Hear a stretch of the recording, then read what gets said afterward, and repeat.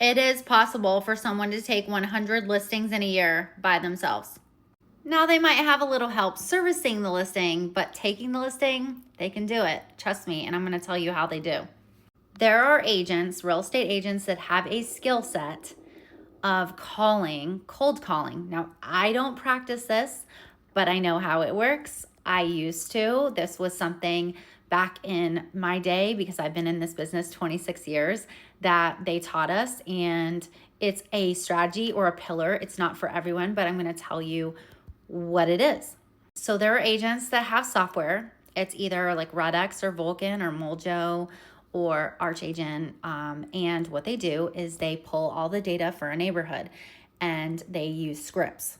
There's tons of scripts. They practice role playing every morning from like 7 to 8, and from 8 to 12 they call the neighborhoods, or they call the list that they downloaded. It could be FSBOs, could be expired listings, could be neighborhoods. But the software, you pay for it monthly.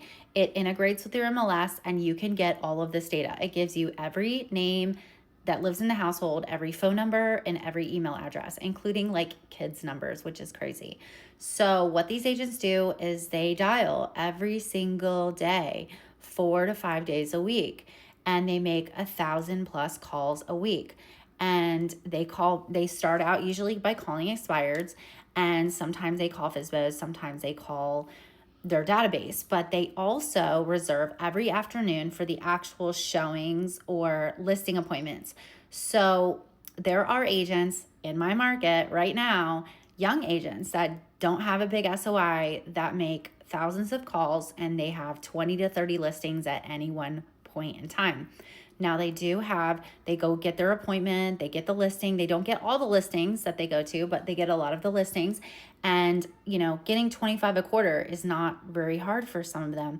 Now they do have, the caveat here is they have people that install the sign-in lockbox for them.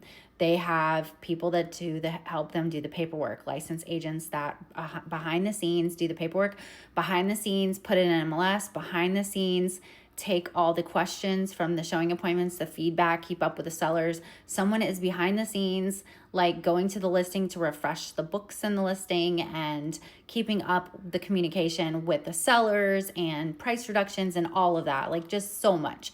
There's so much communication when you take a listing, and there's so much to be done while you have a listing. And then it's not just going to the closing. You've got to go get your sign lockbox. You got to close it out in MLS. You got to pick up the check. You've got to go over the disclosures and CD and everything with your clients. So there's a lot of communication. Maybe they don't do it all, and maybe they pay a hefty price for that. Maybe they're giving 20, 30, 40% to the other people that are helping them with this transaction. But if you're taking 100 listings and your sign is with your name on it is out all over the planet, like city, with your name and number, that looks pretty good. You're going to get some calls.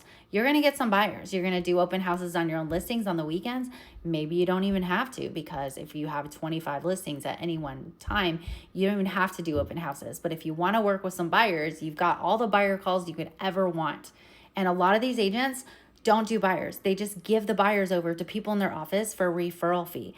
Like, chef's kiss. This is a great way to do business. It's not for everyone.